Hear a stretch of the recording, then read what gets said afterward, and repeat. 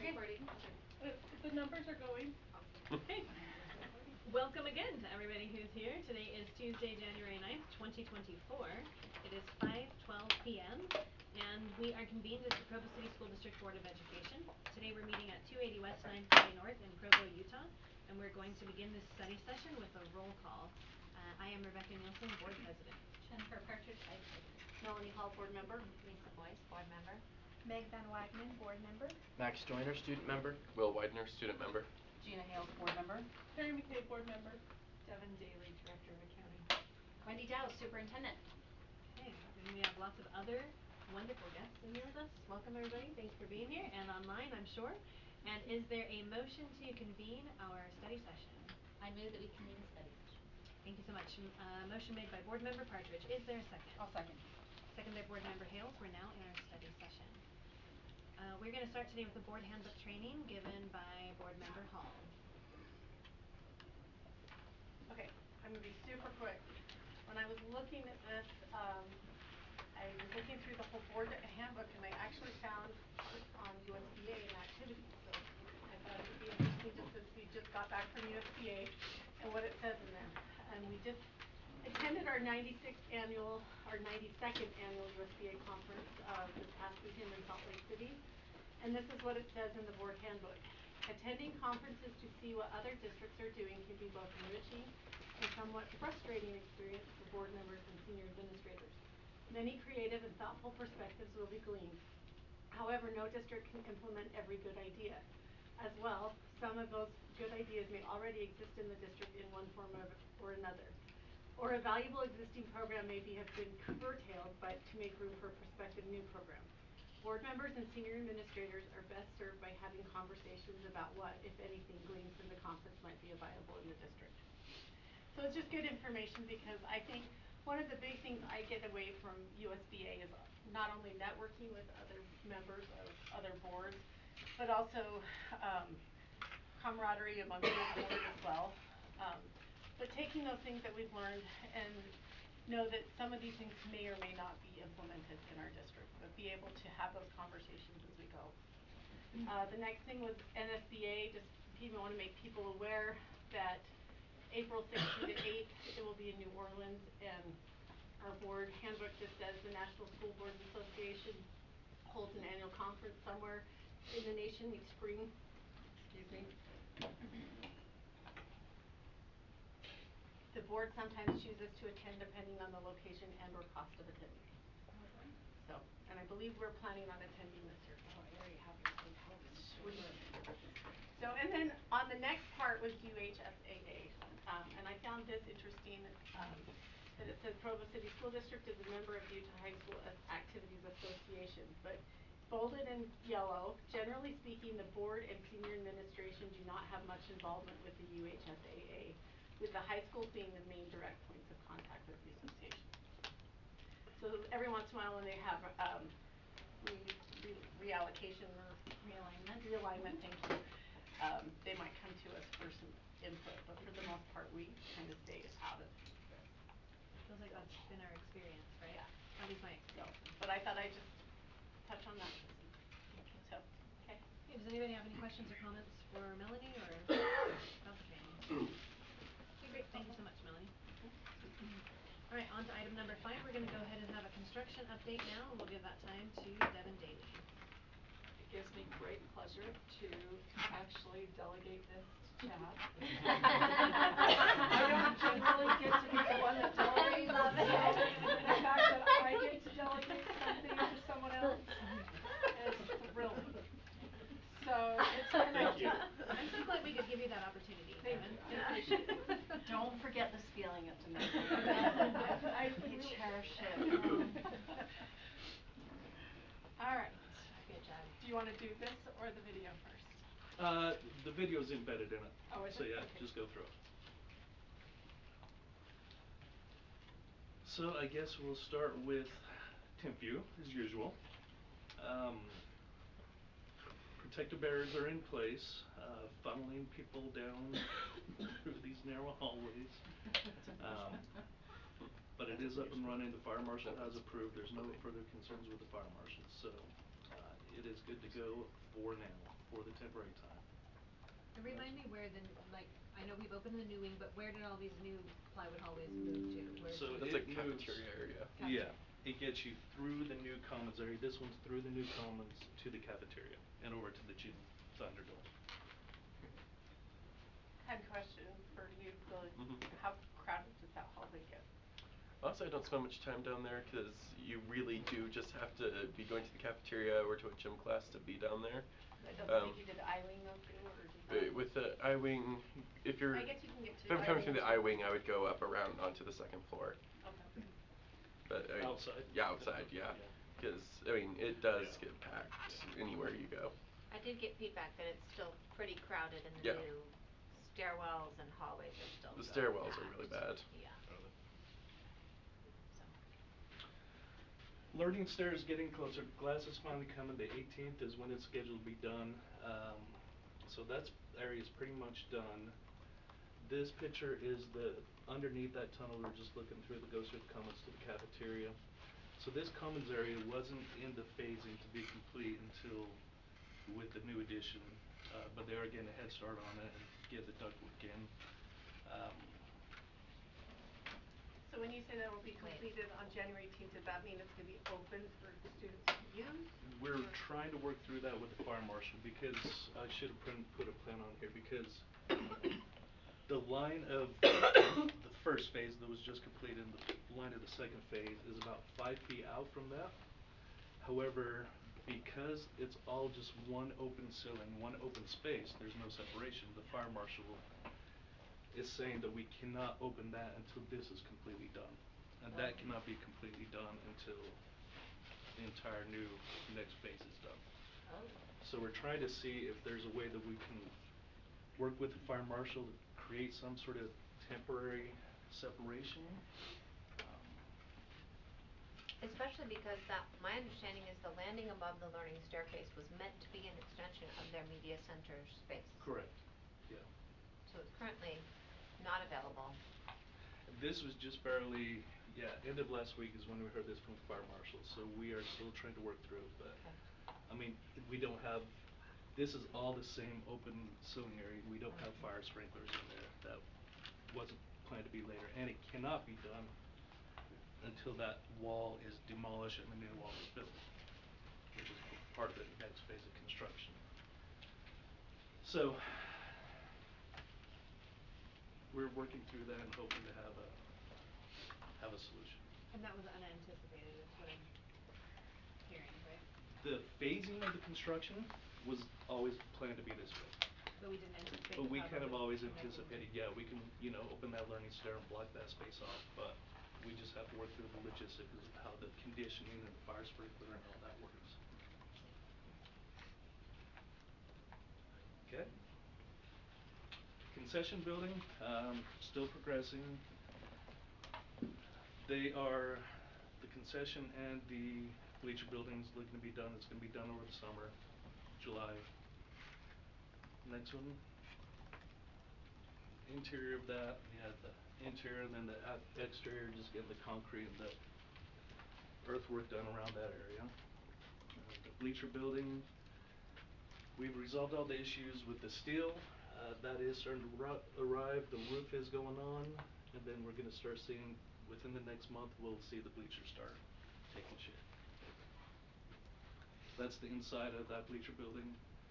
Starting to get the mechanical in there and starting to get the roof dried in. So we'll start seeing the finished work in that within the next few weeks. Still on schedule to be ready for football season? Yes. And we're all understanding that the definition of the beginning of football season is the last week of July. Yes, it will be done by then. So they won't be able to practice their, when Those or when does practice fields. start? So officially the football season will open that last week of July. It's usually when And would that mean like marching band could use that space as well, or okay. Should. Yep. Inside the old Tin View, yeah, we did, we planned from the initial study, we thought it would take about 2 weeks for the abatement of the hazardous materials. Turns out the amount they found, it's taken quite a bit longer. They're expected to be done with it January 27th is when they're gonna be done. You can see in the entry here, all the flooring's been torn up. The majority of what was found is on the lower level. They've over time, there's been carpet or tile put on top of the original tile. Once they pulled that off, the adhesive of the original tile is what's hazardous. And so most of that level on the lower is what has been stripped. So the abatement should all be done by the 27th, but the demolition crew mobilized on the 5th, last week, and they've been following them through. They've already done a lot of the power shutoffs, gas shutoffs. They're doing a lot of their shutoffs too, and got a good head start. So that'll be done in April, the demolition. Next one. Just some pictures of the abatement that has been done. Sorry, can I ask Go a ahead. question? Yeah. When you say demolition, does this mean loud noises that will interrupt classrooms? It potentially is. Because of just where it's situated, obviously the demolition closest to that, but with the new academic wing being further away, there is quite a bit of separation, just distance and space from the old and the new. So I So don't think it'll be too basically bad. if a building falls down, the fire alarm's gonna go off? That's part of what they're doing right now, separating the fire alarm. Okay. Yes. And you're not gonna see the demolition will kind of progress from the inside out. So they'll start taking all the stuff from the inside. So you won't probably see the walls coming down until for another 2 months. See that actually, that's the walls coming down. Okay. Any more questions on Tempe? Okay, Wasatch. Wasatch, the big things going on is concrete, masonry, and steel. They almost got to the top of the 3rd floor over on the south end. We received all the steel, however, for the north end. So they switched over and started doing all the masonry on the north end. That's why they got it covered, to heat the space, condition the space, to get the grout and the masonry done. Next one. This was this morning doing some site concrete. They are 95, 98% done with all site concrete. How are they doing site concrete when it's that cold? I know. Does it set, right? It does. I mean. They adjust the mixture of the Yeah, concrete for the yeah. cold weather. And then once that's done, they're gonna cover with these blankets. Okay, yeah. And we do concrete testing. Yeah. We have testing company who comes out and tests the compaction of it and the strength of it. So, okay. That's impressive. Inside of it, this is that south side that does have more of the roof on it, so you can see it's staying clean and dry. They were able to get that 1st floor ceiling on the south side. They're just about done. They're planning to have this completely done and the concrete poured on that 2nd floor next week. Next one. Wait, is that sarcasm? No. About clean and dry? Cause it's, No. isn't it wet? Cause it's very wet. Well, I'm just Lisa and I both looked at each other and we're like, we I have just very wanted to different make sure with you, definitions of Chad. dry. Help me out, are you, okay, Clean sorry, and I'm dry sorry. compared to this. I see, Oh, okay, I'm Enough sorry. so Gotcha. Yes. enough so that they'll be able to start doing Right, the okay, mechanical sorry. systems. So yeah, they'll start hanging the HVAC and the mechanical. I see, So- okay, Okay, all so right, dry all from right, sorry concrete, about not that. dry I from- couldn't tell, I was like, Hold hold on. on, before we skip past. All right, thank That's you. good. You're earning your money here. Sorry, Chad. Okay. Just another picture. This is looking out of the administration area, main entry here. Next. Looking back at that main entry in the admin area at the entry, looking out, this is gonna be that big atrium space. So it's coming together. Those are the stairs going up to the kindergarten and the cafeteria. Wait. You just ask it. These are inside of the school and the Yes. kindergartners go, but their cafeteria's This on is their to same come level? down from, down to the administration, the 1st floor. The entry where they'll be coming in is Gotcha. on that same Yes, level. gotcha, okay, Yeah. thanks. So it's only the principal that has to walk up those stairs. It's not me. I'm just Make sure they imagining stay walking fit. my little class Yeah, up and no. down those stairs, No. that's all, okay, They'll great. Well, the elevator's right there. Yeah, okay, perfect. 5 minutes. And here's the video. Here's the drone. Awesome. So all these orange blankets, that's all the Oh, site sorry. concrete. Oh. I see. That's the site what? Side Concrete. Site concrete, yeah. Hold on. Maybe I have just to click on move it. this. Can you just click on it? Well. There. So these are in the playground area. Those are the ball walls and the seating walls. And then this is where the pointed day for the sidewalks.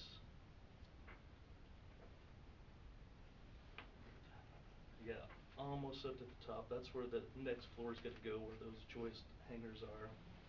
So we're almost to the top of it, but then switch over to follow the still.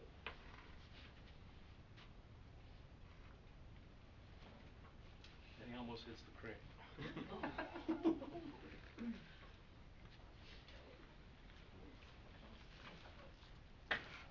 Some classical music in the background. Can I I request know, that for I next know, time? yeah. Oh, More dramatic For the effect. crack Little sound. transparent.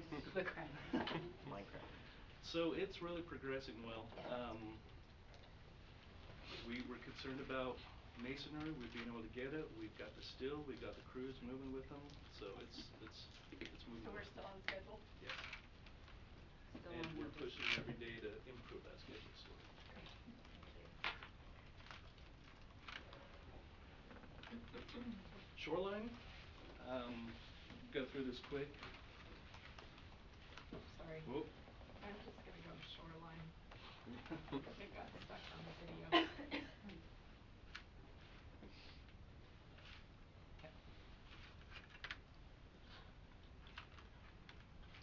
So just kind of went through, since each area is in different phase. Area A, go to the next one. This is what Area A is looking like. The classrooms in there have all been painted. Ductwork is going in to get ready for the ceiling grid. Overall, about 90% of the windows are in. They have another shipment of glass next week, so it should be, other than some they need to leave out, it should be starting to get completely dried in the next couple weeks. Area B, go to this one here. There's a little head of Area A where they've got the ceiling grid going in.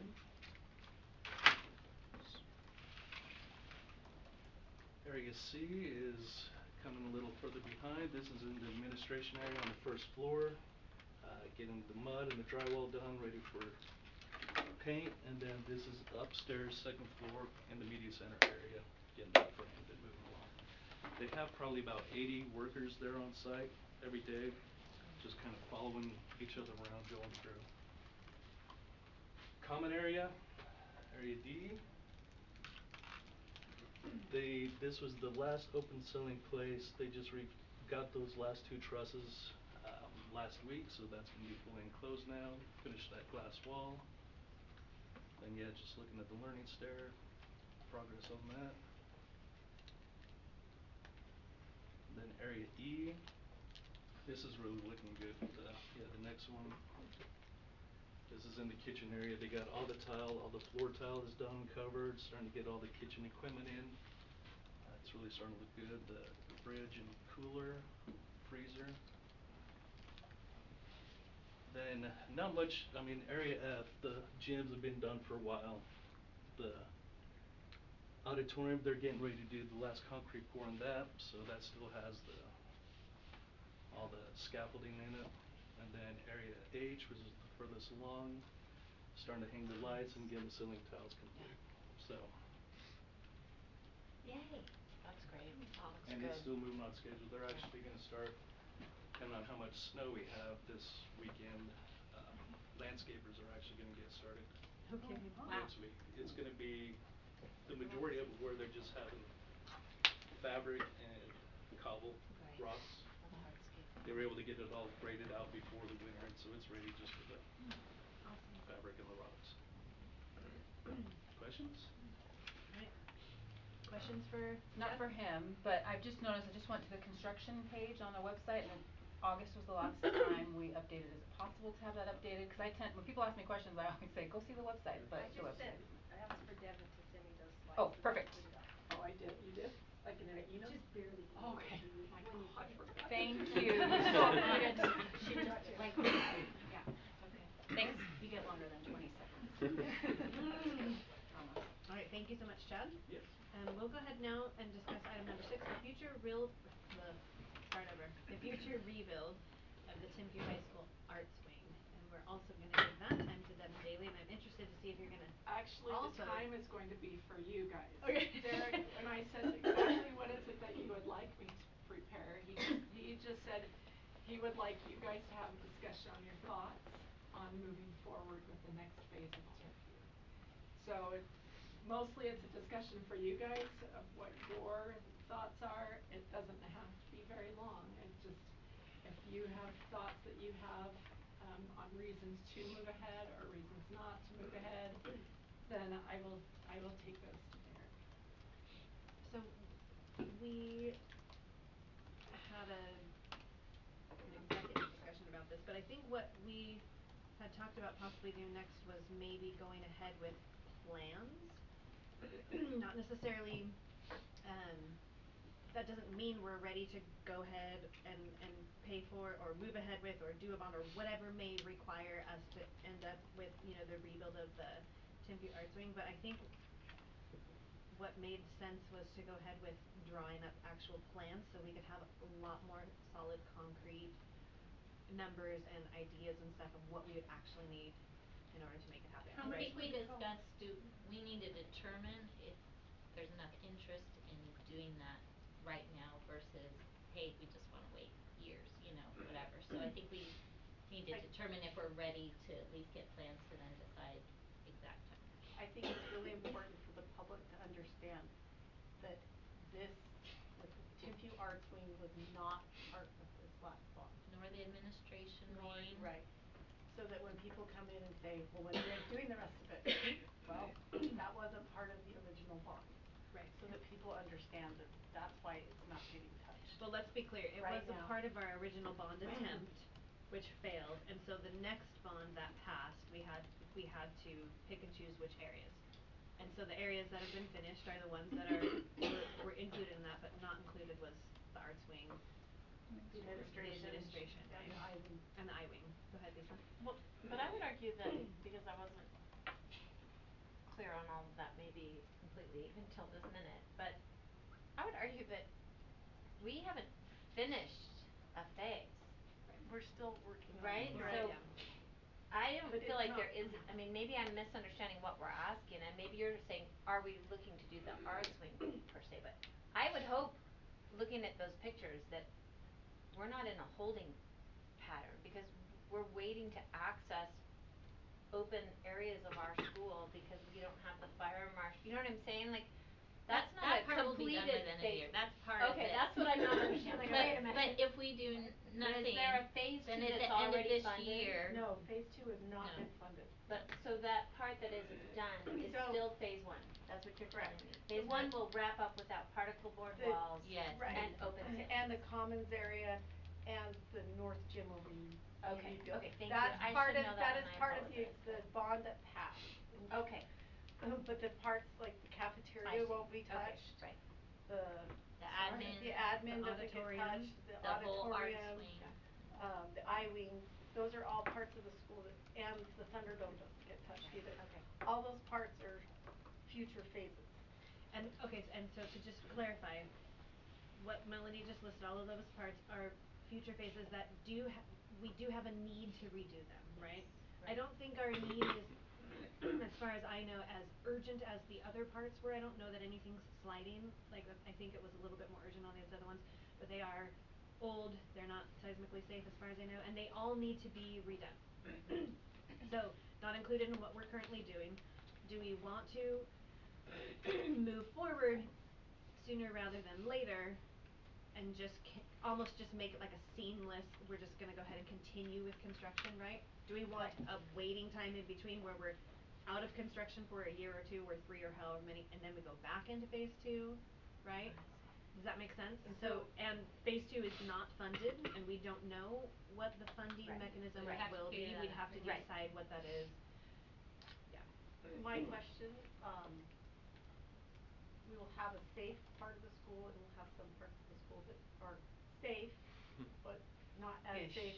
They're Safe-ish. Safe-ish. safe, Yeah. they're They not weren't as the worst parts of the school, right, but they they're weren't as not, yeah. risk management came in and said you have to do something with the academic wing or we weren't even gonna be Insured. covered, right? Mhm. So that's what we took care of. Right. However, now that we have these safer parts of the building, is Risk gonna come in and say, we need you to take care of these parts? It's highly likely. It's highly likely that at some point they'll come in and say, and maybe you can help us with this, Chad, but there's a law or something that once you touch one part of the building and update something, the rest of everything has to follow. Right? Which is what I've been told. So there, it's highly likely that at some point in the near future, Risk will come in and say, you have to do this. I've also been told that Risk is pretty open to us presenting a plan, right? So we're not gonna take care of it now or this year or next year, but in 3 years we are gonna bond, and in the meantime we're drawing up the architectural plans, et cetera, right? That's just an example. That's an Yeah. example, right. Mhm. That's not, I'm just saying, so that could be, so I think we have a little bit of flexibility. I don't think it's gonna be as urgent as it was last time, but I do think that they are going to expect, according to what I've been told, some kind of plan in place so they know that it's going to happen, right? And so that's kind of what we're discussing here. How much do we wanna keep the school in a pattern of construction and just add it on to the end of the first project and just start going? How much do we feel like we want to do of phase 2? Do we wanna do it all? Do we wanna do some of it? Do we wanna just take the initial step to maybe go to the architect and say, draw us the plans, and the plans are good for a while, I would guess. I mean, even if we don't use the plans immediately, I think we could use them in 2 or 3 years, right? Right, it wouldn't be a sunk cost. So it wouldn't be a sunk cost, exactly. So there you go. Will you clarify for me the discussion, the art wing, 'cause I'm not as familiar with Tempe with the building.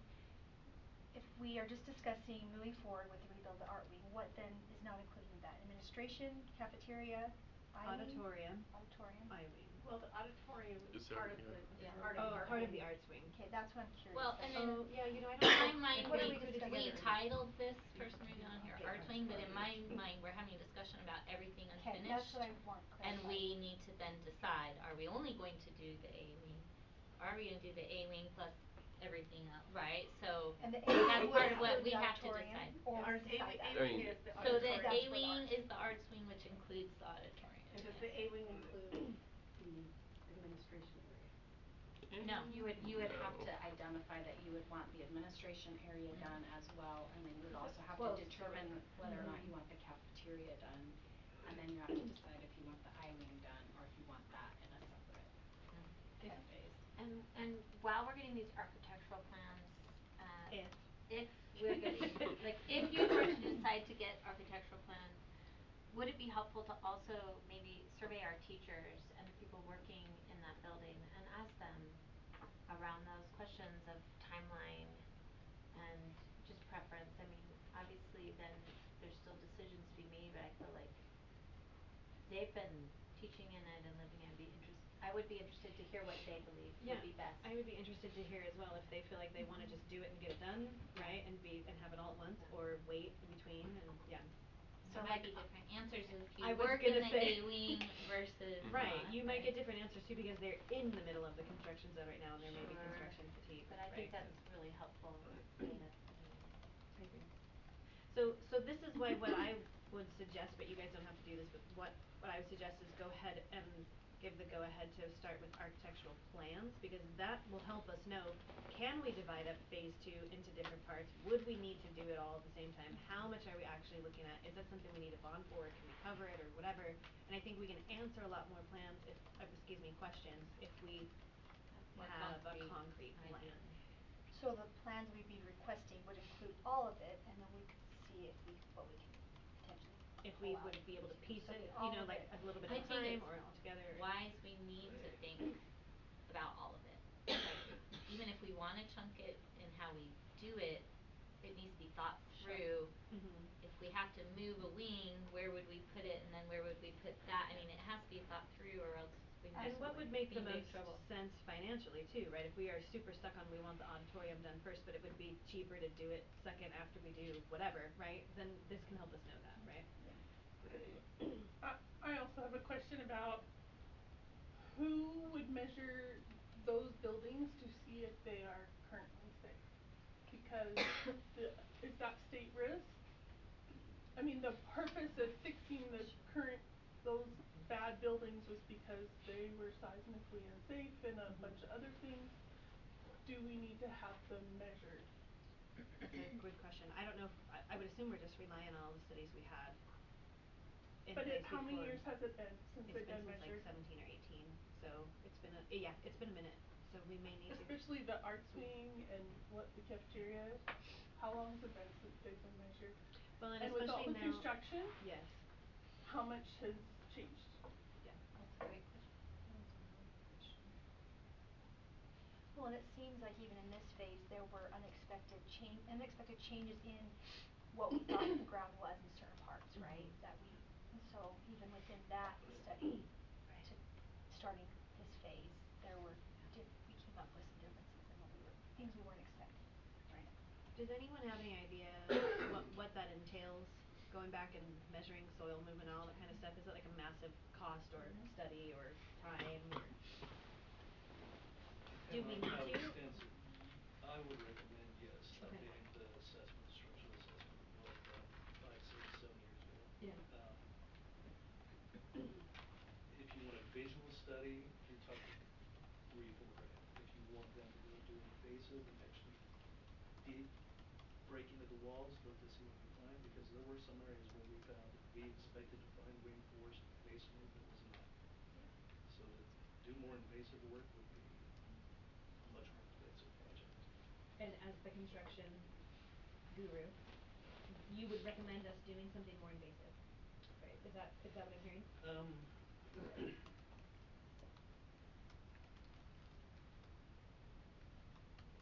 I would, depends on your timeline, I guess, for this discussion you're having of if it's gonna be going right after this phase. Mhm. I don't know if I'd spend the money if you're already gonna be planning to If spend we the already money. know we want. You know, if you're on more of the 3 to 5 year out when you would do that work, then I think it'd be worth it. But if it's gonna be concurrent with this work, I would just move in that direction. I don't know that I'd feel comfortable with, like, if you're gonna wait 3 to 5 years to be able to say, no, I haven't done an accurate assessment to determine if this building is safe for No, students. that's what That I'm makes, saying. yeah, that makes Right. If me you're doing 3 to yeah, 5 so years, so I'm then that agreeing with sense. you, yes, Yeah. yeah. Right, we need that information to help make this decision, right? Like, if we're gonna I Oh, think That makes sense. one of the things I was just gonna say is from my understanding, like the current administration area is not sufficient for their needs. Nope. That is For true. what they have right now. And so remodeling doesn't make a whole lot of sense in that sense. And so doing more invasive things, if we're just gonna tear it down anyway, right? But again, we would need to see like some plans, but.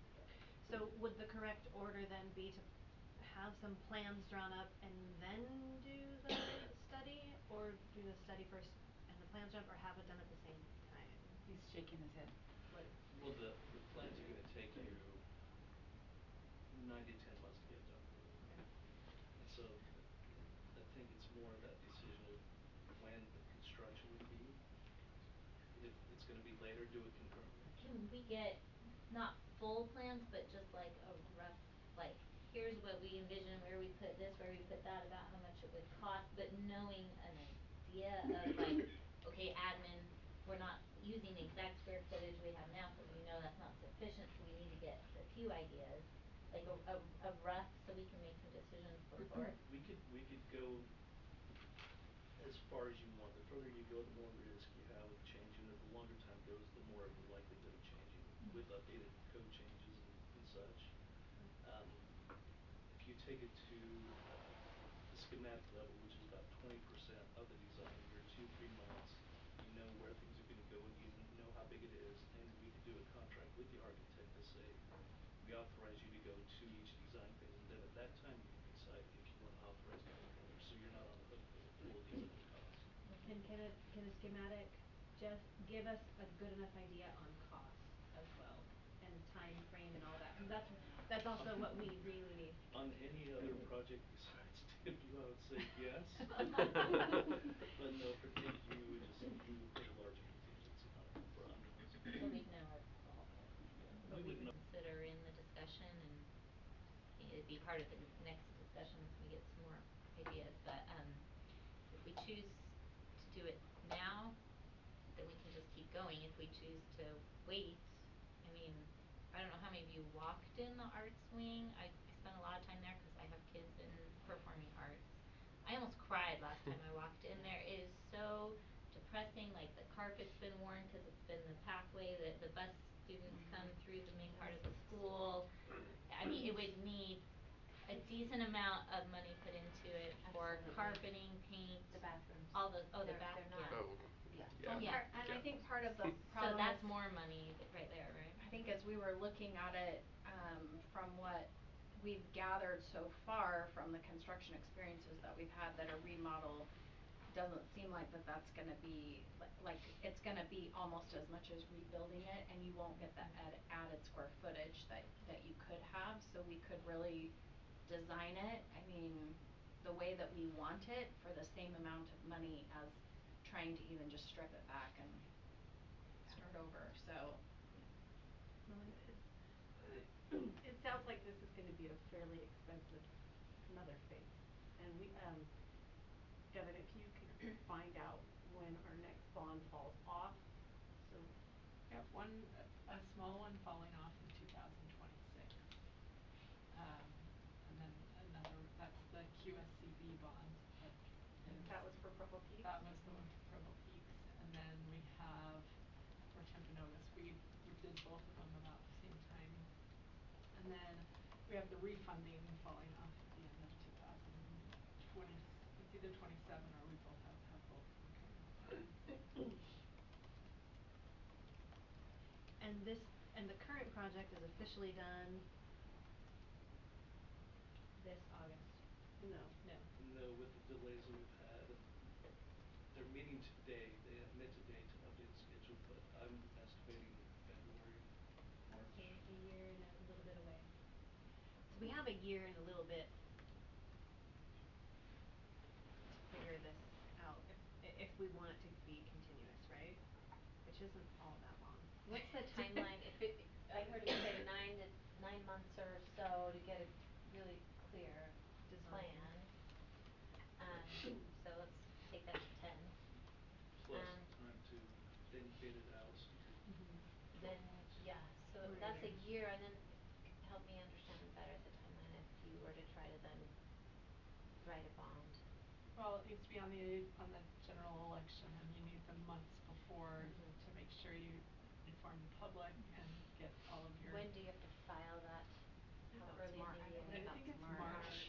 Of the year. I don't really feel like there's enough time to get it on this general Right. election cycle, there's no No, way, right. it would be even further out. Would it Well, be we don't know what we're asking for, but No, I'm we just don't saying know, yeah. if we had a year from now to try to say, we'll have an idea of what if we're gonna ask them what we're gonna ask, Mhm.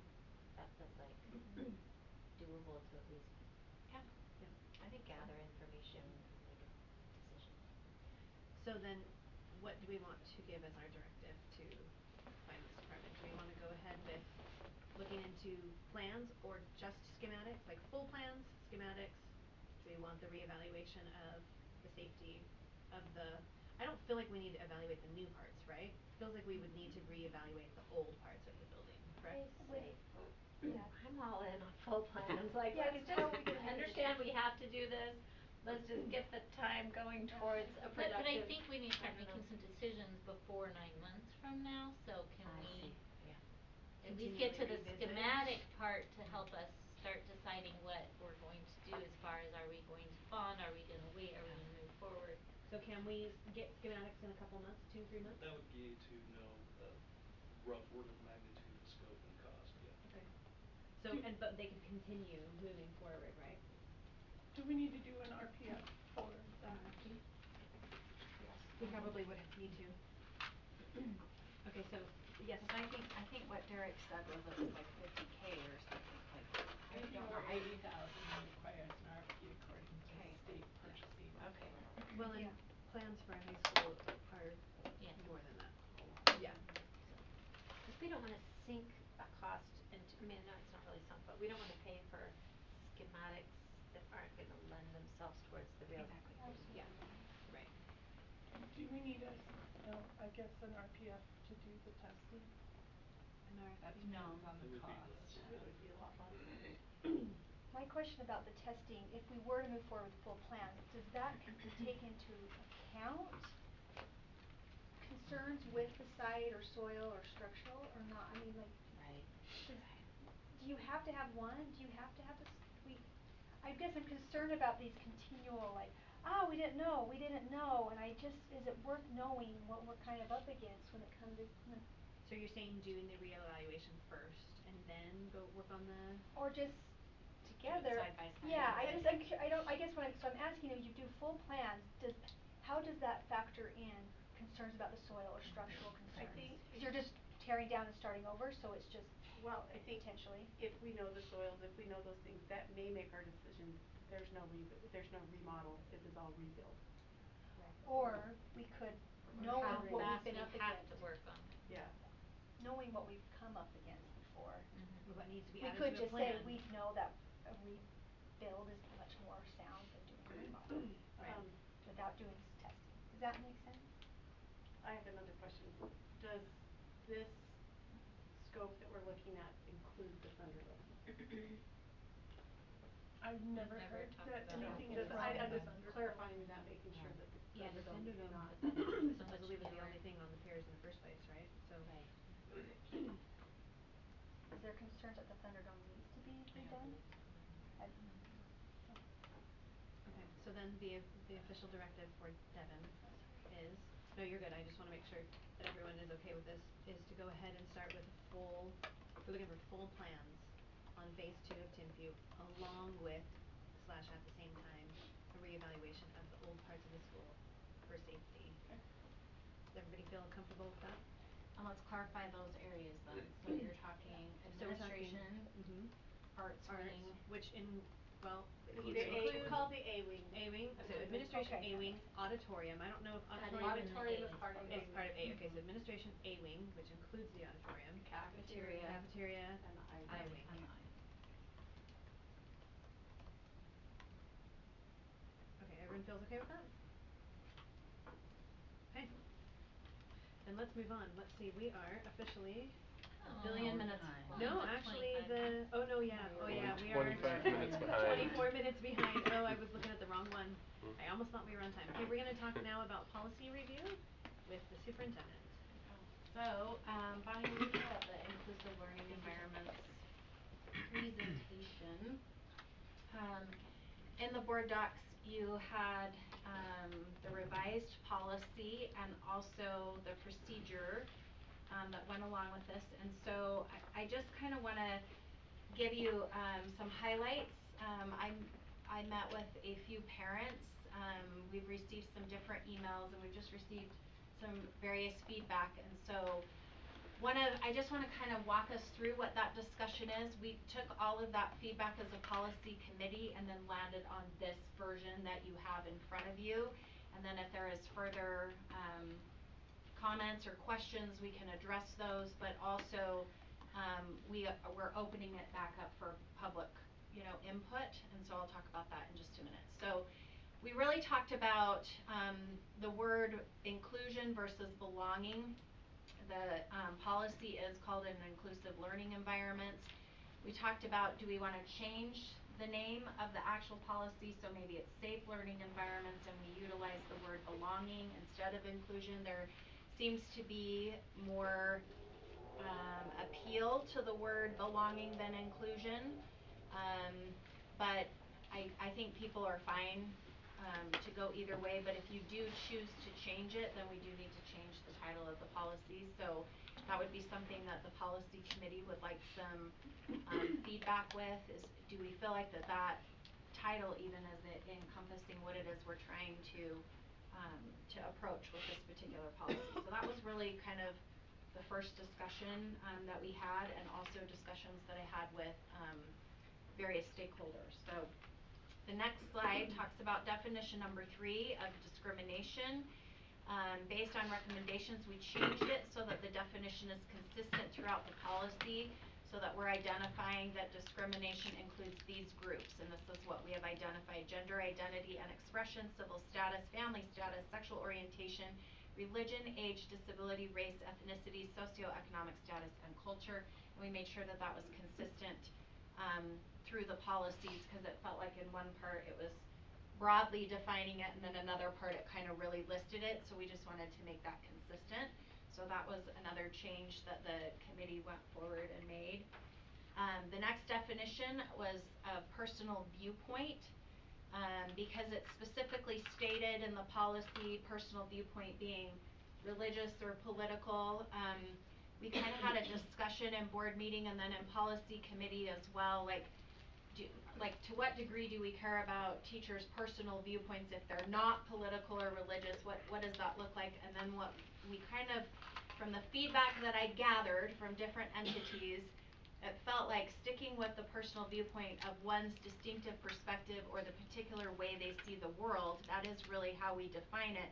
And that then what we're saying is there's no problem with a teacher or a school employee having a personal viewpoint, except when they're using it to promote or denigrate viewpoints that are different from their own, particularly those that are of a political or religious nature. So we kind of made that distinction between the definition versus when you're using then a personal viewpoint in a way that would not be in alignment with this particular policy. Schools as public forums section, we wanted a more, there was some concern about how do we make sure that, you know, schools are considered to be public forums when are personal viewpoints considered problematic. And so we specifically identified that when religious or political viewpoints are used to persuade students to adopt a specific set of beliefs. So I really did this to make, we really were trying to do this to make sure that, like, because a teacher wears a rainbow lanyard, for example, around, you know, their neck, that is not trying to persuade students to adopt a specific set of beliefs.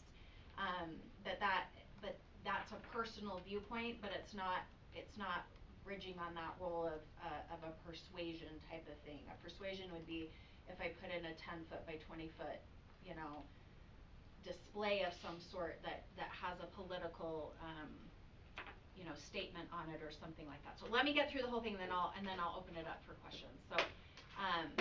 So anyway, so we just are talking about the persuasion piece is the part that we're concerned about. We're not concerned about teachers having personal viewpoints. There were some teachers that were concerned that, you know, just because I express a personal viewpoint about something, you know, like whether I like mayonnaise or Miracle Whip, that now this is going to become an issue. And it's like, no, it's when it's dealing with a political or a religious situation. So next slide. We did keep the word display. There was a lot of debate about whether or not we needed to remove that word. We did really examine a lot of feedback given, and the committee recommended that keeping this word was important to provide protection for all students, that we recognize that there are some displays that are important, and there are also once we start listing what those displays are, it's just going to start becoming a long list of the things that you can or cannot post in a classroom. And with as quickly as our political climate changes, it would make our policy very obsolete very quickly. So it's more about that what we're trying to do is say, is the display creating a safe environment for students? Is it creating that hostility? And we are going to do, the administration will do training of teachers so that they understand what that looks like and what we are in support of.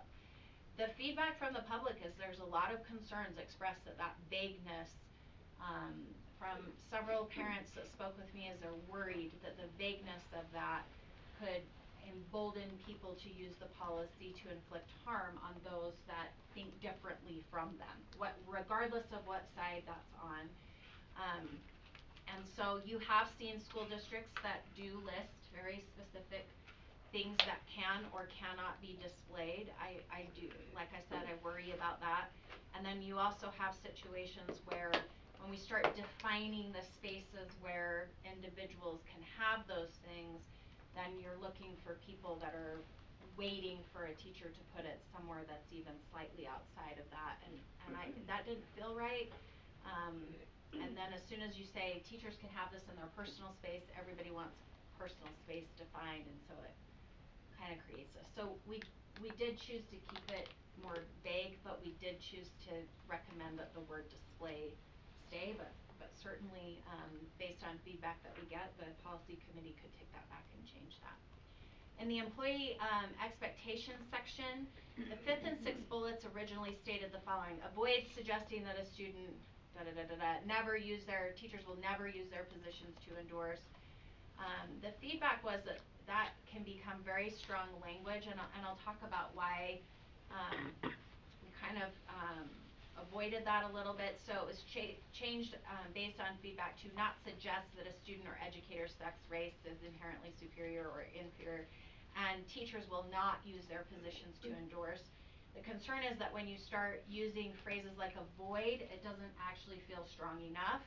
And when you use the word never, then it does invoke almost immediate disciplinary action towards an employee, even if you don't have the context of what's happening, and that concerns me when we're just making a blanket judgment like that. I don't feel like that creates safety for our employees in that process either. So the recommendation was to change that language to not suggest and not use, but we certainly could, you know, if people feel more strongly in the other direction, we could move otherwise. There was also a concern about the word, using the word to endorse, and to change that word, but it does actually align with USBE Rule 277-328, and so the recommendation was to keep the word endorse so that it is aligning with board rule, or at least board rule as it is right at this moment. So State board rule. State board rule, yes. USBE means Utah State Board of Education. Thank you, Terry. And then we added an appeals section to direct individuals specifically to the procedure if they feel that the policy has not been applied appropriately. We just wanted to make sure that they understood that the procedure is where you go, whether you're a parent, whether you're a teacher, whether you're a student, a school employee, and then you would go to this procedure. So the next slide talks about procedure 1. We changed the introduction from student, parent, or community member to student, parent, teacher, or district employee. We felt like it really needed to apply to someone who is directly impacted by the learning environment, because that just made sense, and so people may have other views about that, but if we're trying to create inclusive learning environments for students, it should be people who are connected to the students. Next slide. We did add a number 5. So there were originally 5, so now there's 6. So what number 5 was, after talking with a couple of teachers, was they were concerned with, do teachers know what to do if, say, an assistant principal or a principal interprets this policy in a way that they feel is not within the spirit of this policy? What is their process? And so we talked about in that number 5 about directing them that their principals and assistant principals do have a supervisor at the district level, be it the assistant superintendent over elementary or secondary education, could also be the deputy superintendent. And we also referenced in there policy 5285, which does reference the district grievance process, so that that's clear. Employees weren't sure where they stood on that, and I felt like that helped to clarify that. So with that, our next steps would be to publish these on our website under draft policies. The idea would be is that feedback then can be submitted through the website. I would obviously advertise that out through video casts and communication, and obviously all of you would as well. And then I would prepare a summary of that feedback. All that feedback would be forwarded to the entire board so that you can have that, but I would try to create a summary so you don't have to sort through all of that. And then the policy committee would meet on Monday, January 22nd, which means that the last date for that feedback could be Friday, January 19th. And then the policy committee would look at that, make further recommendations, and then bring it back to the full board for further discussion. And if the policy committee really feels like it just hasn't been enough time, or there's still discussion, or we discuss in February and we're like, no, we still needed to make some changes, I mean, we don't need to, this is a really important topic, but it isn't, we want to do this right. And so I would rather go slowly and do it in the right way. So that would be our idea for next steps. So questions? So this hasn't been on the website then? No, so it Oh, will go okay. on the website right now with these different revisions. I thought it had been. Not with the revisions that Why do I you put on. Originally it was. Yeah, Oh, Yes, it's it on the was, website, yes. just not the Okay. revised So edition. she's showing us the changes from since it, when it was last on the website. Okay. And then we got all of the feedback, we had the discussion at board meeting, we made, policy committee took all of that, then I took all of that information, made these revisions. And so now, based on your recommendation, we can put it on the website and put it out there with these changes to see what Put it back on the website. Put it back on the website. Because we made enough, there's enough changes made, There's but it's enough like, changes we're almost made. starting the process over. Yeah, I just feel like people still need to have some input, and I know that there are individuals that don't necessarily agree with, you know, keeping, say for example, the word endorse or what. I do want people to understand that discussions were had about all of those things. And so the purpose of this was to just kind of explain the rationale. So Will, you had a question. Yeah, so with the schools as public forums section, in the slideshow it specifically identifies religious or political viewpoints. Do we need separate definitions if we're gonna say personal viewpoints including religious and political viewpoints, or? I think it says that in the policy if I remember right. It says including but not limited to, right? Yeah, including but not limited to, in the actual Okay. policy it states those two things particularly. Okay. Is that what you were Yeah. asking? Okay, perfect. Other questions or comments? I'm ready to take notes. I just wanna say I think it's, yeah, great work. I think I'm happy we're taking this slow and doing, trying to do it right and getting lots of good feedback, and I'm happy with the revisions so far, and I think we're on the right track, so. That's it. K. Okay. Yeah, Shall we just go with the, oh go ahead. Thank you. This, I really appreciate all the work and the thought and like the time that has gone into like just making sure we do this right. That's great. Thank you. Okay, the next one is student travel policy, which is always exciting. Mhm. So I'll try to, this is a very long policy. So I tried to kind of sum this up in a presentation so that we could identify what the actual changes are. So before we defined overnight travel as in-state or out-of-state, and then as we defined it, it was like in-state but also Las Vegas. Yeah. And so that just felt kind of weird to me. So I feel like it should be within 425 miles of Provo. The reason for the 425 miles is it allows students to travel, say for example, to Evanston, or to Wendover, for example, that might be out of the state, or down to Las Vegas. But those trips would only require superintendent approval, and then once they're traveling outside of the 425 miles, if they have not gone to that destination before, it would require superintendent and Board of Education approval. So that's the redefinition that's happening there. Some clarifications in the policy. We do encourage our coaches to use state travel. In speaking with Derek, our business administrator, about this, there are some times where we can find better deals than going through state travel. We just need to make sure that all of the procurement and getting of bids and approvals are followed. So I have tasked our assistant superintendent over secondary education that he will work with athletic directors as well as principals to make, and really the finance department, to make sure our schools are appropriately trained, and that if they are not using those outside, I still think it's gonna be better for them in most cases to use state travel, but there are instances where you can sometimes just call a hotel directly and you can get a really cheap rate and make that work. So, but you still have to go through the bidding process and all of the things that are in place. I have a question Please. about that. Does the elementary school ever go beyond 425? We don't currently have. Like No. spelling bees? Does No. anybody qualify for nationals, and do we help? Yeah, so we have a policy in there that if it's an individual travel, then they're accompanied by their parent. Okay. And so that would be an individual's choosing to travel to that. So we have fee waive students. It does state in our policy that the schools handle this, and I really kind of push on this, that in fact most districts don't have the schools cover that policy, that actually the district houses amounts of funding to cover that, because what you end up doing is creating these inequitable situations.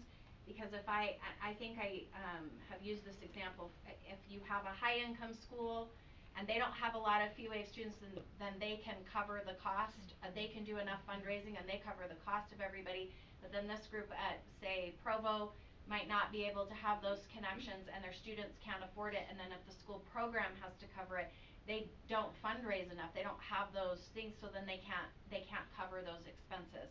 So we have to figure that out, how we can support the schools. Most of the time the coaches are able to fundraise for most of the money that goes through that would be needed, but just in case, I just wanna make sure we don't end up with a disparity between schools in particular.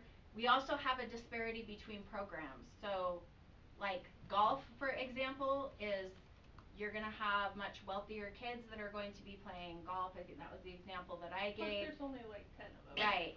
Versus, you know, a sport like football where you're gonna have much more extensive fee waived students. So the district does have to cover that, that's in state code. It doesn't say in state code that has to go on the backs of the schools. So anyway. We actually do transfer money to both Oh, schools. see? So we already, okay, so So yay! I set up an account a couple of years ago to You're help amazing. cover both schools and the middle schools for the fee waivers. Okay, So perfect. So So is it's already everybody done, gets so now we both? made our policy actually in alignment with our practice. So it would just become one big pot. It is one pot, and at the end of the year I evaluate all of the programs and how much was waived, and then I will move in what we need to and what can be, you know. So there's some programs that have a balance at the end of the year. I can't increase that balance based on the rules that the state has for those programs to be self-sustaining. But the programs that don't have any money left, we do the transfers based on those fee waivers that come in. So we do it. The schools also choose to pay for some of it out of their TSSA. And so so it just depends. We'll work, at the end of the year I work really closely with the principals to make sure those transfers are done. Okay, we just have to be careful, cause TSSA money, my understanding is, has to be used for academics, so. The state actually came down and suggested we use TSSA for fee waivers. Well, that's good. I know land trust has to be greatest academic Yeah. need, but Yeah. maybe TSSA, yeah. Okay. Trust lands is a lot more restricted. Okay, perfect, than thank you. TSSA. Awesome. All right. Procedure 1, field trips. So there was a question about do we have to cover the cost of food for field trips? It says that in the actual procedure, but if the student is coming to school anyway and they usually bring a lunch or they get school lunch, then you're gonna use those same processes. We probably just need to change the language so it says fee waive students would be eligible for their breakfast and lunch like they normally are, right? So I don't like know, that I don't language know better. that we need to update these per diem amounts in the field trips, even though they are in that policy right now, because I think our practice is in conflict with what we're doing, and we already have the methods to make sure that those meals are covered for students. So I think we'll change that based on the email that I sent out that outlines that we can just change the language of that, so. I have a question about breakfast. Let's say they're staying at the hotel that includes breakfast. Oh, we're gonna get there. Okay. I'll get to overnight travel, this is for field trips, so yes, okay. Then overnight trips, superintendent approval, these are the 3 things that, which it hasn't really changed. Students qualifying for regional or national competitions following a state competition travel to the same location each year, for example, cross country going to Walnut, California. Next one, superintendent and Board of Education approval trips outside of the 425-mile radius. All travel must be submitted and approved no later than 45 days from proposed travel dates. Some of the feedback that we have is that, is 45 days enough? Do we wanna make that 90 days? Do we feel like we need that to be a longer amount of time to make sure that the advisors are getting that information to coaches? I did state that I wanted the application submitted to the board no later than 7 days prior to the board meeting. And then my concern is that sometimes we do have groups that are planning like 180 days out. Like when I look at, for example, the Shakespeare competition, they already reserved their hotels for the following year while they're there. So they go ahead because they'll let them reserve the block without with it being completely refundable. I think that's fine. My concern is that then there should be kind of a final submittal that comes forward to just verify that the cost that they stated is staying pretty true. Just some sort of statement of the costs haven't changed, or From it the actually was hotel? like Okay. either the hotel or the airfare ended up being more, the bus ended up being more or less in some cases. So, and that we would also shift it to a monthly approval of travel by the Board of Education. We would do it in the first business meeting of each month, so it was just consistent. My only concern is 45 days, does that give people enough time for fundraising? Yeah. That was my thought too. Well, and I mean, if you think of some of these higher cost trips, I can't pay for that in 45 days. I can pay for it in several months. But Right? aren't you So saying that's it has The to be at minimum. least 45 Right. Yes. days? Yeah. Right, but And if But it they, still if gives somebody someone the came option to to us do it and that said late. 45 days, I wanna take this group to New York, sounds like a great End opportunity, of but February, let's go. let's go. 45 days is a really short time amount. I mean, that's a month and a half to go figure. But that gives us the opportunity to say, I don't think it's long enough, right? If you wanna do this type of trip, you need to come sooner than 45 days. It does, but then it feels, I don't know what the right word is. Anyone Like who's we're gonna bring 45 days, they haven't planned well, and I think that can be reflected in what we say, like, you can't I do like that. the 45 days though, because there are some opportunities you just don't know about. We're not talking about taking a whole bunch of Yeah. students to New York, but say you've qualified to participate in an event with the But team. that's That's different addressed. though. That's different, okay. Yeah, we can Exceptions write are that as an addressed. exception. That's Yeah, different no, 'cause I read that, yeah, okay, never mind. So as long as like I'll give you an example. Sometimes, for example, if a basketball team wins state basketball, they could be given an invitational to go and compete at something, and it might be 45 days out, and it might be an expensive trip. In my mind, that would be one of those exceptions where when you're dealing with a significant invitation like that, or it's you've qualified, you have earned this position because of something awesome that you've done, then that would fall under those exceptions. The other piece of this too is on the 45 days, realize that we have always had it in policy that parents are supposed to vote on the trip and that they have to have over 50% approve of it. I've never seen that actually held to that.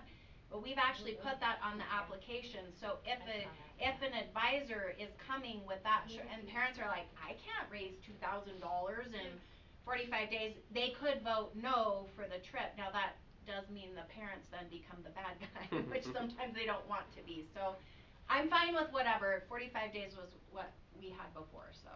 On the form that get sent to us, like when we've had these, does it say, like, have you had a parent meeting and a Yes, I'll show it The new to form you. does. Yes, The it new does, form yeah, does. I the don't new form remember does. The new on the form old does, one. the old form was Does just not. have you had a No. parent meeting. Yes, Right. that's all it There asks. was never at least the ones I've Yep, been to, that's we've exactly never right. had I've a never seen it both, Yeah. so. The other Yeah. thing is this is, it must be submitted and approved Yep. by the board. Yeah. So, I mean, even though we give them that 45-day figure, they have to figure. They're They gonna have to have be to- smart they're enough gonna to have know to that be they planning. have to start Yes. way further Yeah. ahead then. And all it will take is one trip for it to be a, no, you didn't plan this ahead of time, and Like then what we're saying. not do that next time, I don't so. know, maybe at least 60 days, I just feel, if we're already making exceptions for some of those other 'Kay. qualifying. I I think 60 days is reasonable. 45 does seem like 60 days too is too few long. to me. Yeah. That's still not very much time at all, honestly. So Okay. 60 days seems more reasonable to me too. Well, we can take that to policy committee, and then policy committee can look through that. All right, next slide. Then the requirements, no more than 2 school days missed. We know that there are extenuating circumstances, and so those would be dealt with on a case-by-case basis. We still have in policy continental US only. I know I still get people that are like, we have an opportunity to go to Hawaii, and it's like, no. And then I did put this in the policy, like all travel documents are typed, proofread, and professional. Thank you. So we don't get to fill it out in pencil and scratch things out. So this is a professional document that's going before the Board of Education. Keeping that trip sponsors and principals attend board meeting, and then we will make this language consistent based on feedback that we have, but there's no more than 1 day basically for these kind of recreational purposes like at Disneyland or the beach, and I'll just make sure that language is the same on the application as well as in the procedure as well as in the policy. So one thing that it states is travel once during a grading period and no more than twice in a school year. Per group? Per group. I think it says that in the policy. I think I didn't, I think I just didn't put that, yes, thank you. It does say that. It does say that. You could limit it to one travel experience per group.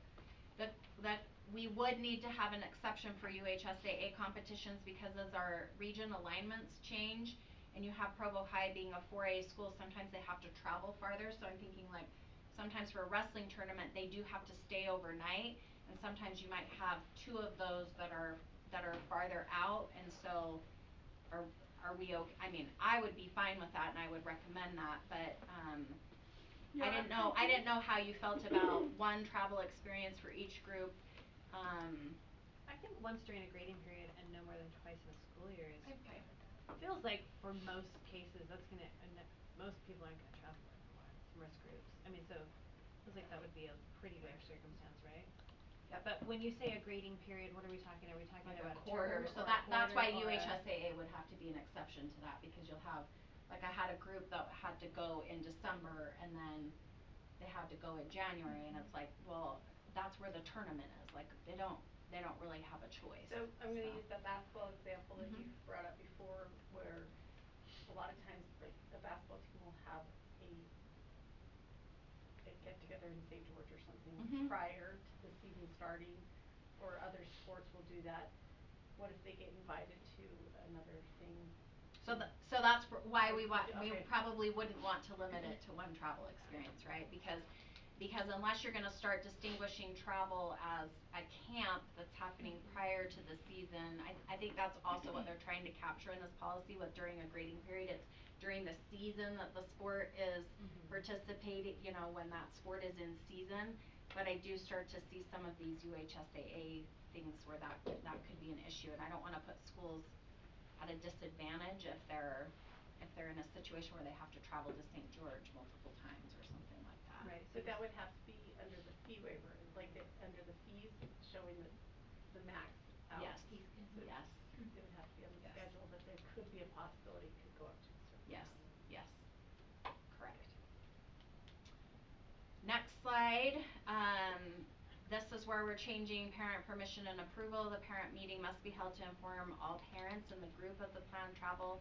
A parent vote must be taken, they must document that, 50% of the parents must approve of the trip, and it has to be, there's a place for it to be documented on the actual application as to what that looks like.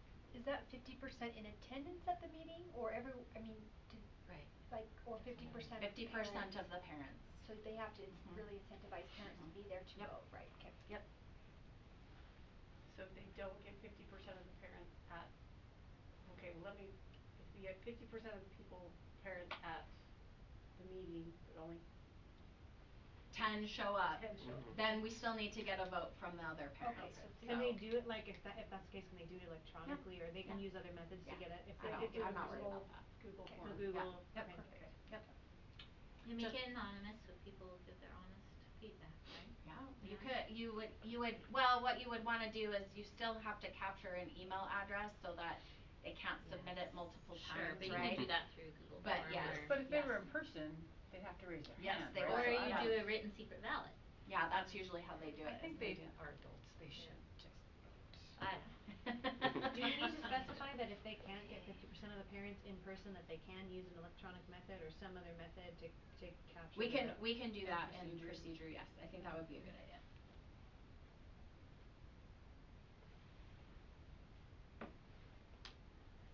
Okay. All students are allowed to participate. This is one of the things that was wrong in the actual procedure. It stated that you can require students to do both individual and group fundraising. That actually is against state code. You can only require students to participate in group fundraising. You cannot require them to participate in individual fundraising, so I made sure that reflected state code. You cannot make requirements on the amount of money to be fundraised, and we wanted to make sure that that was very clear. We have had some issues with that.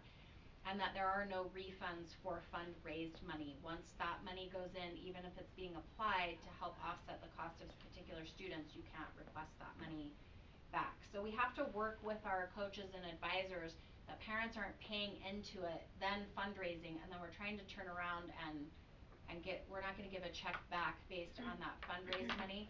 Furthermore, even if it's an amount that the parent owes, we wanna be really conscientious that we're not overburdening our secretaries and our staffing when we're trying to cut that money back to them, because now I fundraised the whole amount and I had paid in, so now I want my $200 back for participation fees. Some of the they require you to pay in the full amount when you start, though, before fundraising happens. We can't cut a check back, so we have to change that.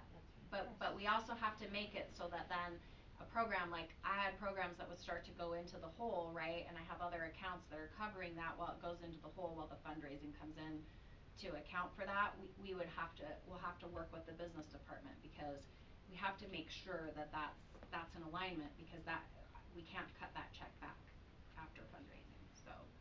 So you're saying there's fundraisers where they say you have to pay the $500 and then you can sell these candy bars to recoup the $500? This is the amount to participate in basketball is $1,100. Yeah. But you're expected to pay the $1,100 today, and we'll start fundraising later. That's been happening. Actually, that, And then you yes. get a check. And then a check that money is supposed to be refunded back to you. Yes, I've seen the same thing. But isn't that your personal money though, that you are getting that back, Yes, not the but fundraise? but that overburdens our front Yes. office staff to do that. So the Yes. idea So is it's more about the so burden it's on more the about staff, I don't wanna create a burden on those individuals. But what you'll also have is you'll have individuals that'll be like, well, I went in and I made a donation to the basketball team for $1,000. 200 of that covers my kid, and it covers 4 other kids. Those 4 other kids chose not to go on the trip, so I want that $800 back. That's a donation. That's not.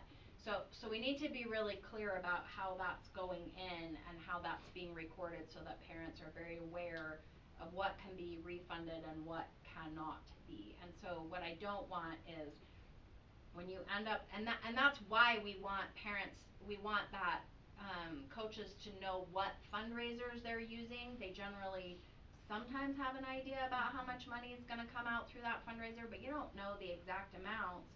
And so part of that problem is that's what we're trying to avoid in that process, so that we're not turning around refunding all of that money all of the time. Does that mean, like, if you're in a program, you would not pay until the end of the program in case there was Usually the way I run it as a high school principal is it's like there's payment dates. So there's installments. So the first installment is due here, and the first installment, everybody pays $200. And actually from the district that I came from, we had the participation fee could not be fundraised for.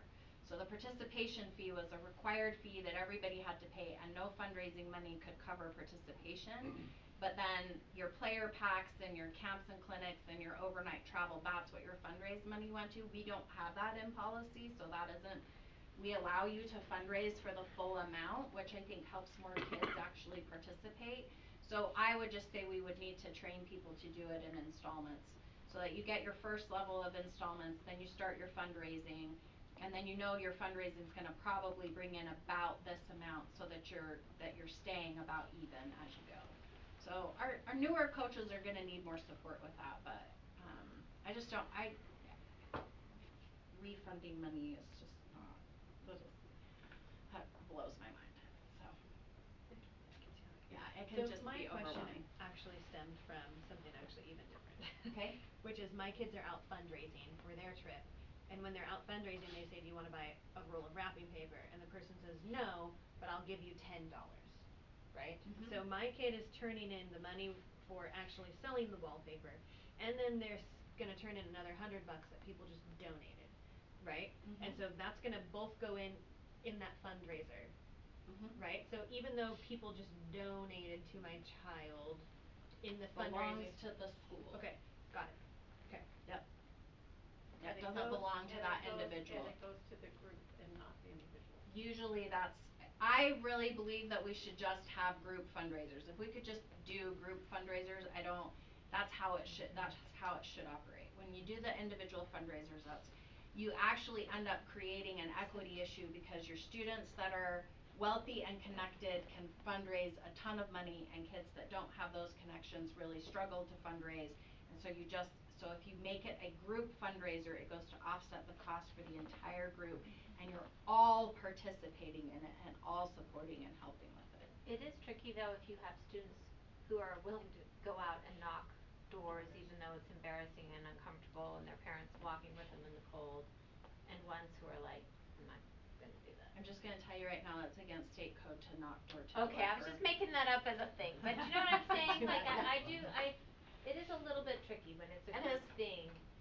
And so you have to take some more initiative To than others. It's different when it's a car wash and everyone has to show up to this Correct. parking lot on Yes. Saturday and everyone washes cars together, right? I can see that as being something a little bit different than saying everyone go knock 20 doors, right? Which is not So And is that the same? It's not allowed, Go but sell cookies Okay. out of your Right. There is the fundraising where you text people. Yes. Right. And is that considered That's knocking on group. doors? Yeah. I'm just throwing that out there. I don't wanna know about So It's not strangers I've usually. participated in fundraising where it was literally just go see if anybody wants to give us money. That is that allowed? That's not?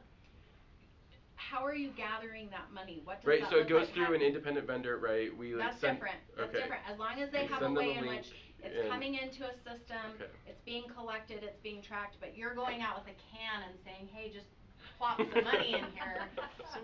No. No, that would not be It's okay. like on Fred Claus when he's So, like you're pretending to be the Salvation Army Santa Claus, right? No, you're like, no. Boys in the Boat had that. Yes, They were out there with their they were for sure. So, anyway, so we have some things that we need to work through on that particular piece.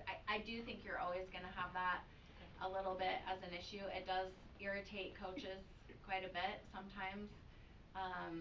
In that fact that you are gonna have some students that are really gung ho for fundraising and other students that just aren't. So I do think really good coaches do a good job of saying we are all in this together, and our ability to travel is based on everybody helping and supporting one another.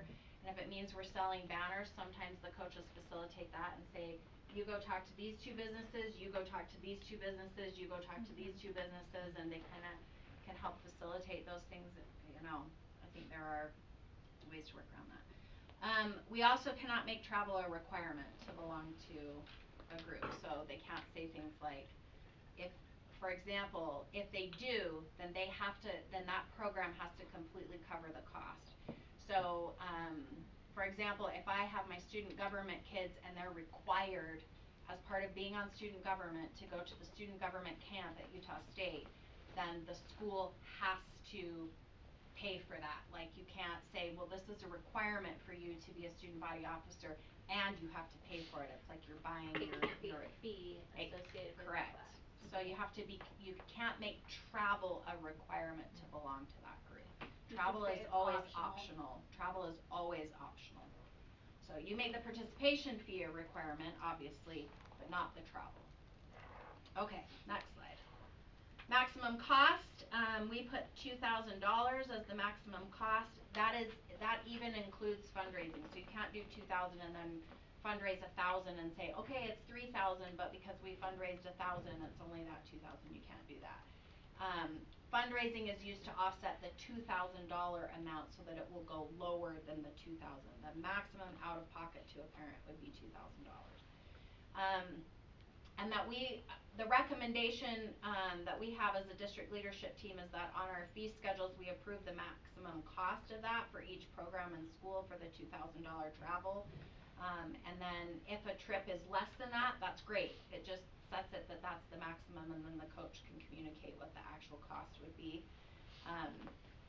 And then we need to make sure that it is clearly communicated to parents that this is the maximum amount, and it really is reserved for a lot of national travel. Like if you're going to Model UN in New York or you're going to cheer in Florida, most trips really don't cost that amount. So, next slide. Maybe it's better to talk about when we talk about fee schedules Mhm. closer to the end of the school year, but I do have some reservations about just listing every Possible sport, cost. every traveling group at $2,000. I worry that then first of all, it would scare off some families from even K. participating, Mhm. and it may also make some adults be like, okay, I don't have to watch my costs as much cuz I can go up to 2,000 if I had to, right? But they already know that they can go up to 1,700. I mean, and so they're just deciding what that amount is. So they already Yeah. know that there's a maximum I don't think you're gonna have an issue on the coach's side. I do think you could have an issue on the parent side that says, well, what if it does cost $2,000? I don't wanna sign my kid up for that. And so they're so I agree with that And piece also of if it, they but really are only planning to go to St. George or Vegas this year, but we've already put 2,000 for I mean, I think it just sets the wrong tone for the families So Well, here's preparing for the but we here's year. have to do it by state code, we have to say We put something, so usually they planned ahead and they come to Devon and they say, here's my travel for this year, it's gonna be 500, right? Here's the question though, so if a group, say, decides they're not going to travel, say they don't travel at all, and Provo High's basketball team wins the state championship and they get invited to go to North Carolina in an exhibition game and they have put $0 on Right. travel, The district has to then pay for that. now what happens is you have to go back through and now have to add a fee to Right. be approved. So I get that, I just feel like So there's gotta be a balance So Well, somewhere of it's clearly defined on the charts and stuff that it is the max, but not that they may not reach that amount, right? Well, and when we have the fee sheets that she's talking about, this is the maximum Mhm. you can charge, the schools still have to delineate how much they really are going to charge that Right. year. So it's, I mean, as if people are reading those thoroughly, they'll understand that it could go up to this amount, but this is what I'm Are you supposed to. saying we have two columns? Am I Mhm. not remembering that we have Yep. two columns? Yeah. You're right. Okay. So we're not just saying it's 2,000, we're Okay. saying it could be up to 2,000, but really we're probably only gonna I charge you have heard 500. from parents who've seen that though, and they do contact me and they freak out and they're like, really? Fans Well, and pay then this and much I money? and I I'm think like, that's it's not supposed to be. and then that's something on the fee schedule we could look at. So Just making it more clear. as we talk about fee Jinx. schedules, let's talk about what that will look like. So Okay. all right, next slide. The other thing I just had a question about is one of the things that my experience has taught me is that some parents complain about the cost of travel. It puts a lot of pressure on parents. We can lower that overall cost, it can limit what those experiences are for students. Sometimes you can give a 2-year average and say over your 2-year average it needs to be $3,000 over those 2 years. There's lots of different ways in which districts do it. Some districts do it where each group can only travel every other year rather than every year. The concern that I have with all of those kinds of things is it makes it so that I fear that students will go to other schools and districts where those restrictions are not in place, and we need to recognize that sometimes travel really is something that students do as a way to get exposure for things. So this is where, like, by going to a tournament, a baseball tournament, for example, in California, there's gonna be people there watching and that's how I can get access to a college scholarship. When parents are looking at their athletes in that way, they're gonna pick a school that's gonna provide that opportunity, so I get concerned about what that looks like. So our recommendation as we've talked as district leadership is to keep it pretty open and then let us really try to train our coaches and our principals to try to be responsible in what those costs look like and to really be asking those questions as to what is the benefit of this particular trip that you're taking, and is this the best way to get this experience for your students. So next slide. There's another one. We also added student expectations. There is a part where it says that they can be sent home. I did want it added that other disciplinary actions could occur. Like if a student goes on a trip, I don't wanna say that I've ever had this personally happen, but if they bring drugs with them, for example, on the trip, it's gonna be more than just that they're sent home, right? There's going to be additional consequences that can come from that because you're violating student conduct policy, so. Well, I have a quick question on that. Mhm. When I was reading that, I did think of this and I didn't write it down in my email. What if we're in Florida, do we have to pay for a ticket change to send that kid home early, and can we just send Or them is that home on by the parent? themselves? It says on the, it It says says in the procedure that it would It's be a at their their expense. cost. So Okay. you would send a chaperone home with that student, you would send somebody home, sometimes you are gonna keep them there, sometimes you're gonna tell the parent that they have to come and retrieve their child, So cause you can't give up a chaperone. Right, so it is an option to keep the child there, Mhm. right? If, I You mean, can. like just keep them at the hotel all day with a chaperone and just Yep. not let them out or Yep. whatever, right? Okay. Is it cause it Not let 'em out. Not let 'em out, you're locked in here. Well, I mean, that sounds terrible, but I mean we've had that happen like in DC before where like a student is sick, right? And so they just stay at the hotel all day and there's a chaperone that stays at the Uh-huh. hotel as well. Mhm. Right, so when I was reading that it wasn't clear, it made it sound like you have to send that student home and I was like, yikes. Do I have to really arrange for a kid to fly home from Florida, you know, like by themselves or with a chaperone and lose a chaperone? So I just think maybe we need to make that a little bit more Okay, clear. you got it. That they don't have to be sent home, but they can be sent home. Or that we prefer that they be sent home, but if, you know, if it's too expensive or whatever, or would cause us to lose a chaperone, maybe we don't wanna do that, or I don't know. Okay. The other thing that I also didn't wanna put in there is I didn't wanna put in there that there's an automatic, like, I was looking at some district policies and like if they violate a law, then there's an automatic police referral, but if I'm in Florida, do I wanna do that to a family? No, I wanna handle that in-house with school and kind of work through some things if there are issues there. So, okay, next slide. I did put changes to the per diem amounts, $10 breakfast, $15 lunch, $20 dinner. I did go onto Disneyland's site and I looked at how much it costs to buy food there. You can do it for less, and so if you wanted to say, you know, and if breakfast is, so to Melanie's question, if breakfast is provided at the hotel, you would pull that off of the expense. So you would say breakfast is being provided at the hotel, so we only need to have a $35 per diem for that day. So those are just, I was thinking about like when kids are going to New York, you're not gonna get your food. You're gonna be lucky if you get your food for that amount, even if you go to McDonald's. Yeah. If you go to St. George, you're not gonna have a problem getting your food for that amount. So I don't know how you want to, if you want to change those amounts, you can make those recommendations to the policy committee, that's fine. Even so, I'm not saying it's too much, I'm just saying I'm looking at it thinking, holy cow, that's so much money. That is a lot. But yeah, but it's not unrealistic, so. But teenagers eat a lot, I'm not gonna lie, they do. Actually, out of curiosity, where with the Disneyland, what specifically were you looking at in I terms said, of I typed in cheapest places to eat at Disneyland and I found out you can get a breakfast quesadilla for $6.89. But you gotta walk to the other end. Yeah, Yeah. it's only in one If place. you could go to the New Disneyland app app. Well, and because yes. when I go to Disneyland, the Yes. Bengal barbecue is where my family always does dinner, and that is not representative. Okay, look, the breakfast chimichangas by Thunder Mountain is where it's at. And it's the only place where you can get those quesadillas. skewers Yeah. at the Bengal barbecue. Okay. So, next slide. Next slide.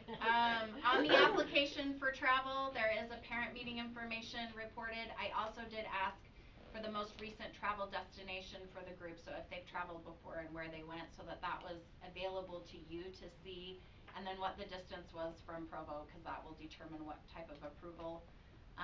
We changed some of the information because it made it sound like on the original application that the school just has to figure out how to cover the cost of fee waivers. I didn't like that. We added some more specific questions about fundraising, like what are their processes, have they approved those fundraisers, and that a detailed itinerary did have to be attached for approval, so. Next slide, questions? Well, not on that, but I do have a question about other things. Seeing that it's 6:45. I think we do still have time to go through the third policy, but that's gonna put us pretty close to needing to adjourn and get over to the business meeting. Is everyone okay with moving items 8 through 15? Really fast. For discussion before we conduct our business meeting, is everyone okay with that? We'll just Yeah. table those items. Is there anything that we can table till next board meeting, or I'm okay with just discussing it all in there, if that's okay with everyone. I'm okay. I just wanted to say on this policy, that is so much work, and thank you for Yes, doing that's it. a ton. And thanks to Daryl, he did a lot, he did a Thank you, lot of the Daryl. legwork of Yeah. going through the different district I'm policies and happy to have, and I hope we'll, maybe we could even, like, in your district employee video Yes. request that the people who are most impacted by That's a these great idea. changes, our coaches, our teachers, et cetera, have this on their radar. Cause I don't know what some of the unintended consequences might be of some of these changes for them personally, but they're the ones who I hope we hear from them, as well as parents, but those teachers who are organizing it may have some nuanced questions that I wouldn't think to ask, so. So what if I emailed it like to the athletic directors and maybe Yeah. to the high school And the principals performing and arts. just, Performing okay, arts, yeah. performing arts, Right. okay. Yeah. Yep, I'd be happy to do that and just say, please, we would like to have We your want their feedback, Okay. yeah. I think they're specific. Thank you, Okay, yeah. yeah, That's that's a great. great suggestion, love it. All right, And then we'll be talking about it again in next policy committee meeting, so if Yeah. you're like me and you came with things you wanna say but we're out of time, we'll just like email it in and then Yep, policy yep. committee can Great. talk about it. And when you tell them, will you remind them of the deadline of the Yep. policy committee meeting date, right? So Yep. that Yeah. they January know the 19th. timeline for that. Yeah. To be effective feedback. Okay. The next policy is the one on e-bikes, which I did not really draft, that was our attorney that drafted that. And the reason we brought it back today was because the attachment that we had the last time was not the correct attachment. So do you have any, do you have any questions? Yes. Yeah, so this one I wanted everybody's opinion on, not just in policy committee, but as I looked over it, I didn't see anywhere where we said like you cannot ride on it while you're on district property. That was my same Do thing. we That's want funny, a yes. policy like that? The only thing I It noticed it said is says- it can't be anywhere like, it says one thing, but it's like, Riding on sidewalks is prohibited yes. During class break. Oh, during during class breaks. breaks. Yeah, but what about before school and after school? Right. or on the property at all, or Do anything, we wanna those were the walk our things I bikes, feel like do we wanna not be on our motorized scooters while we're I think coming if and you're going to school on district property? So can I tell you what's gonna immediately create an issue is that as athletics teams, you ride on sidewalks all the time with your golf cart. Yeah. So if you put that you can never ride on it on the That says sidewalk. in there though, if you're with like an With an authority, administrator, it was that's right. already in there. Okay, it did say that, Yeah. that's right, we did say that. Center Street on the Okay, sidewalk then or we're fine, public? then I don't have any stress about it. Usually city property, yeah. My major concern with this is I do not see this being enforced, like it could be enforced at all necessarily unless our admin really going to also patrol the sidewalks in addition to hallways while managing traffic in the mornings, like that's just a lot for people to do. Are people writing things in hallways? Yeah, No. we do have a blanket statement on number 5 under our regulations, which is just simply electronic or self-propelled transportation equipment shall not be used inside the district's facilities. It's just a blanket, you can't use it inside. Is that what we wanna that's what we wanna go with, right? We're not gonna allow any riding of anything Don't go down the inside. academic hall and Yeah, I mean, that seems. So motorized does scooter. that mean outside sidewalks are fine and, right? Well, that's what he's asking, is someone gonna Well, I think a lot of that's enforce education, that? right? And if we get the messaging out, So not everyone's gonna follow it, but it's gonna be So I'm better. I'm gonna give an example that I think might help with this. So is there any way that the police are gonna catch every single person that speeds on the freeway? No. But if someone is speeds and especially creates an accident, now I can get them for creating an accident and for speeding. This is really designed if someone is creating a hazard and is being dangerous with it, it gives us the leverage to say, we have a policy that this is not okay. You're probably right, it's not gonna be, I'm gonna be honest, if I were an administrator, I'm not gonna be supervising this nonstop, cause there's gonna be other things that are gonna take up my time that I would prioritize. But if I have a student who is repeatedly creating a hazard or something like that, it gives me something to be able to say this is not acceptable. And we need to do something like this. Kid driving a golf cart on Provo High campus? Yeah, something like that. Yeah. See, but is that in the facilities? Because a lot of times they ride them around the outside, like of the football field and stuff like that, just around the athletic stuff, and Yeah. that's not necessarily in the facilities, it's on But the it, but golf cart No, the is on not property is what we need to clarify. the Okay, so golf this cart says is not a facilities. school In district facilities in the owned building. golf cart. Yeah. It was Right. a Don't write it in the building. personal Yeah, that's what we're. golf cart from their home. Yeah. Yeah. Mhm. Yeah. Right. So is it in the facilities? Is it on the facilities? Is it At on Should the be facilities. on property? property. Yeah, but I think we have to consider though, if you're gonna go broad property, I do think if you have somebody riding a bike, they may enter in through the parking lot, and I don't think it's reasonable to say, get I off your agree. bike and walk it. I mean, I Yeah. think I agree. So maybe we need better definitions, so like no sidewalks. for here it Mhm. does say if you're on on a sidewalk, you have to be going at 5 miles that's per 5 hour. miles per hour. And I do think most people, once you get to a sidewalk and there's, I mean, most People. people are reasonable, I don't know, would get off, but I do think there will be unintended consequences for people Yeah. on a bike that are genuinely using it to transport themselves to school. Yeah. That's why I'm asking, cuz I don't wanna make a blanket, like, Yeah, we yeah, don't do yeah. it with negative 2 hours consequences, an but hour. we also Yeah. don't wanna just have Yeah. free for all where it's There's dangerous cuz Provost people are on their skateboards and running other people down, right? Okay, and I'm gonna text Provost City has also recently made an ordinance you cannot ride bikes on sidewalks. But Depends on the sidewalk. it's the same piece, right? Like it's about who's gonna enforce Right. that and that kind of thing, and honestly, if they I don't know. Right, and the city has said as much, yeah, enforcing these things is tricky, just like with cars. Yep. Which I do think my input would be, I think either a companion policy or in here, I do think we could add what are appropriate ways cars interact with bikes on our roads or around, like 3 feet of separation, not stopping on, cars shouldn't be stopping on a sidewalk or somewhere, you know, like if they're going through like on a driveway where you can't continue, for pedestrians to continue to walk, right? Or there are people who purposefully scare cyclists. I mean, once again, no one's gonna be enforcing these things, but I do think it's a good companion, like, how do we, this is a shared responsibility to keep everybody safe, so. And if we outline it in policy, it protects us. It protects them and it protects us in the event that we need to bring up the policy and say, hey, like we said, 3 feet of separation, right? Right, and it's tricky, cuz are we talking about the roads, which isn't we're not responsible for the roads, but Right. it's for our property, but anyway. These are things I can this is the first reading, right? So Right. will the policy Yep. committee review Yep. this Yes. or should Yes. we Yes, consider it? yes, Yes. Okay. yeah. Absolutely. Cuz I do think there's some like it never classifies, there are classifications of bikes, class 1, class 2, class 3, and reading this, it looks like we're saying you can only ride a class 1 or a class 2 e-bike to school.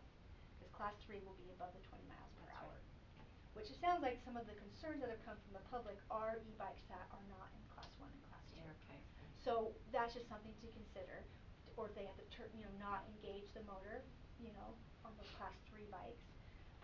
See, this is good cuz I didn't know, Yeah. I didn't know any of See, these I things, don't so it know should any be of that. class 1, class 2, class 3 should be in here, it sounds like. Right, it should, and then also if we do follow state code in our other policies, there is state policy, stop signs are yields for people on bikes. That just got passed a couple years ago, House Bill 142. So just because a cyclist, if you stop their momentum going through a stop sign, it's a lot to start, but they have to yield and be cautious and make sure it's clear, but they do not have to come to a complete stop at a stop sign. Which we can maybe say we're differentiating cuz we're gonna be on our property, but if we wanna be consistent about following state code, just be clear that state code is a stop sign can be a yield for a cyclist. What's that House bill so that I can look it up and link that? 142. Thank you very much. Yeah. Especially Advertise that more generally so I don't go It was look just at that site it for was pretty it was people last with I stop think signs. it was last Judgy year. on 'em. Yes, it was last year, I Okay, think that good it to passed. know. Will you help us, Megan, make Yes. sure that we get a lot of that feedback, I'll cuz that would be I'll submit super that helpful. to the Thank you policy. very I much. was wondering if Bike Walk Provo or anybody else has actually read this. Some of these I had Bike Utah look at it and just give their Okay, recommendations. great. So those are some of Thank their you. recommendations. Okay. So. Okay, we do need to we can, does anybody have anything else they wanna say about the e-bike policy? So we can officially check that one off the list. The superintendent, I'm sorry, the policy review, number 7. Are we good there? Does anybody else have anything else they need to say? Okay, awesome, so then we're gonna go ahead and adjourn this meeting, we're gonna move items 8 through 15 on our study session agenda to the to right before the Do we business need to meeting, make a motion in our for business that? meeting, and we do need to make a motion to adjourn the study session. Oh, but not to move the items. No. Okay, good. We're just, is there a Move motion? that we adjourn the study session. Thank you. We're adjourned and we're gonna reconvene for our business meeting and then PDC at 7:00. Sweet. Is there one? 4 minutes, which I gotta go to the are we gonna end up being bathroom. I went in the middle, I'm not gonna I might need some of those Everyone needs to use the sandwiches. restroom. Coming back in here. I'll be right back. I'll get you some. Okay, you get 'em from the You go to the bathroom. I say we just, I say we go. As if I know.